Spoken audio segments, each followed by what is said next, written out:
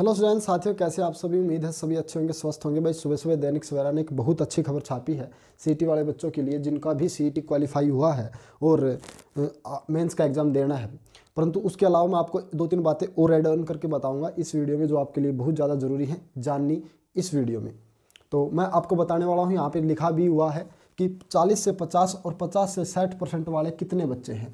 भाई आज के न्यूज़पेपर की कटिंग आप साइड में देख रहे हैं, ये एक्सप्लेन कर रहा हूँ। अगर आपने नहीं पढ़ी है तो इसमें दैनिक सवेरा ने छापा है कि भाई 1,20,000 बच्चे ऐसे हैं जिनके 60% नंबर है या 60% से ज़्यादा है। ठीक है, इसका मतलब समझे आप। इसका मतलब ये है कि 60% से लेकर 100% तक, चाहे किसी की 99 हो, चाहे 98 हो, चाहे 80 हो, चाहे 70 हो, यानी कि चाहे वो 61% हो, अगर 60 या 60% से ऊपर जितने भी आते हैं वो 1,20,000 है। और इसके अलावा जितने भी, यानी कि मैं कहूँ 40 से 60% के बीच में जो बच्चे बचते हैं वो 357 में से माइनस आप करेंगे 1,20, तो आप देख लेना कितने बचेंगे भाई, 237। ठीक है, 2,37,000 बच्चे ऐसे हैं जो 40 से लेकर 60% के बीच में है।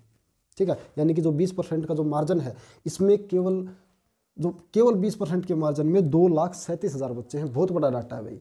इसका मतलब जब दैनिक सवेरा ने ऐसा छाप दिया, उनके पास ये डाटा है, तो ये भी सोच के चले कि उनके पास इतना भी डाटा होगा कि 70% से ज़्यादा कितने हैं, 80% से ज़्यादा कितने हैं। उनके इस 60% से छापने का मतलब आप समझे। इसका मतलब ये है कि अगर ये 4 गुना वाला सिस्टम रहा तो केवल जो सीएम साहब कह रहे थे कि भाई हम सिर्फ क्रीम बच्चों को एग्जाम देने का काम करेंगे, तो ये क्रीम वो है भाई 1,20,000 इन्हीं को मौका मिलेगा अगर ये 4 गुना का सिस्टम रहा तो। ठीक है, ये इसलिए छापा उन्होंने। वो क्यों 55% का भी छाप सकते थे, उनके पास जब 60% का डाटा है तो 55% का भी डाटा उनके पास होगा, 70% का भी होगा, 80% का भी होगा। परंतु उन्होंने छापा क्या, उन्होंने छापा 60% का। क्यों? उनको पता है कि एग्जाम केवल और केवल इस पॉलिसी से इतने बच्चे ही दे पाएंगे, तो इसलिए उन्होंने 60% का ये डाटा उन्होंने छाप के दिया। अब उस दैनिक सवेरा के पास देखो ये लिखा हुआ है कि दैनिक सवेरा के पास पूरा डाटा है। ठीक है, पूरा डाटा है, परंतु उन्होंने छापा कितना, केवल 60% का। क्यों? आप समझ गए, मैंने बता दिया कि ये सिर्फ और सिर्फ 4 गुना के सिस्टम से इन्होंने अपना छापा है। तो आप देख सकते हैं।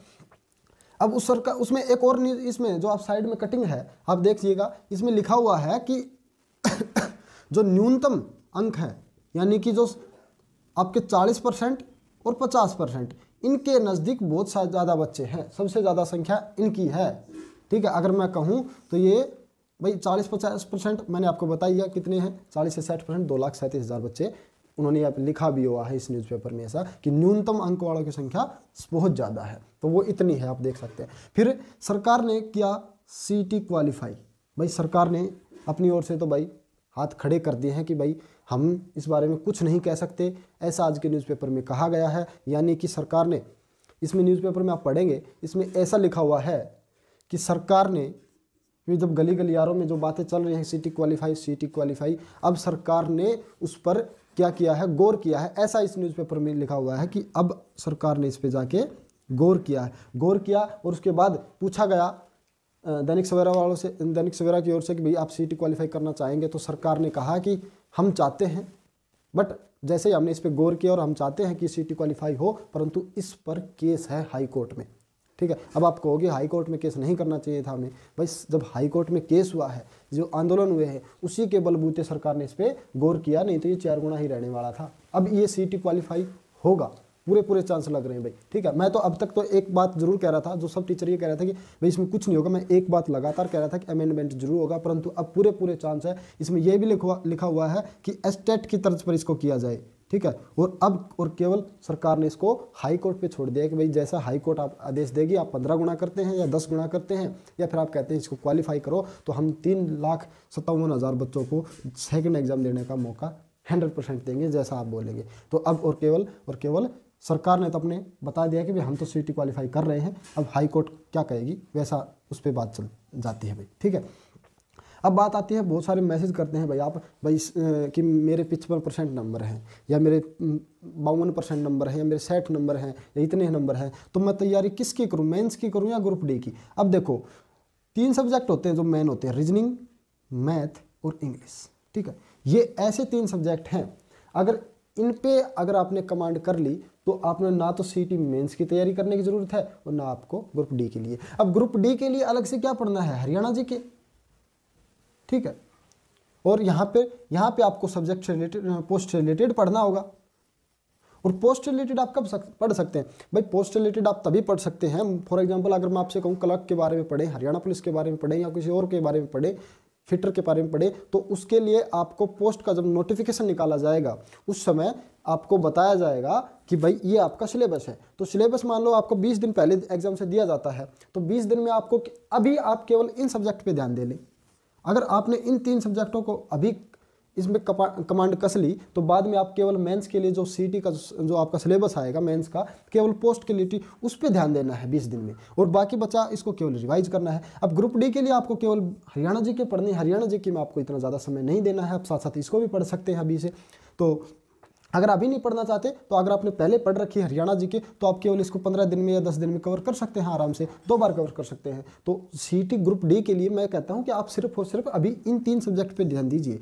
इसके अगर इन 3 सब्जेक्ट पे आपने ध्यान दिया तो आपकी मेंस की भी तैयारी होगी। अगर आपका मेंस में एग्जाम देने का मौका मिलता है, मेरे हिसाब से आपको मैं ये कहता हूँ अभी के लिए कि आइए सीटी क्वालिफाई होने जा रहा है, आप अपनी तैयारी रखें। हर टीचर यही कह रहा है, मैंने 1-2 टीचर से पूछा भी है जो बड़े बड़े हरियाणा के हैं, उनसे मेरी बात हुई है, तो उन्होंने यही कहा है कि ये पूरे चांस है कि अभी आपका सीटी क्वालिफाई हो जाएगा। तो आप अगर इन 3 सब्जेक्ट को अभी पढ़ रहे हैं तो आप सीटी ग्रुप डी की भी तैयारी कर रहे हैं और आप मेंस की भी तैयारी कर रहे हैं। और अगर आप 3 सब्जेक्ट पे ध्यान देते हैं, आपने कमांड कर लिया, तो मैं कहता हूँ आप एसएससी के जितने भी एग्ज़ाम हैं और या ऑल इंडिया के जितने भी एग्ज़ाम हैं, हर एक एग्ज़ाम पर आप कमांड कर सकते हैं और अपनी तैयारी बेहतरीन करिएगा।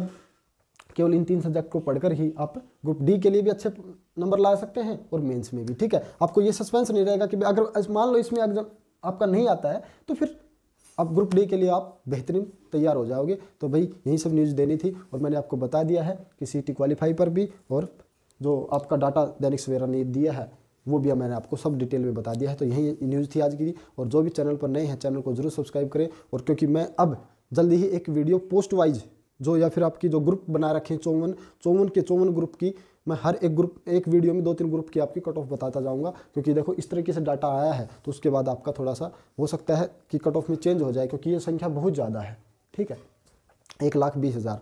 तो आपकी मैं कट ऑफ बताऊंगा। और सबसे पहले मैं हरियाणा पुलिस की कट ऑफ आपको कल सुबह एक वीडियो डालूंगा, वो देख लेना। तो मिलते हैं नेक्स्ट वीडियो में, तब तक के लिए सभी का धन्यवाद।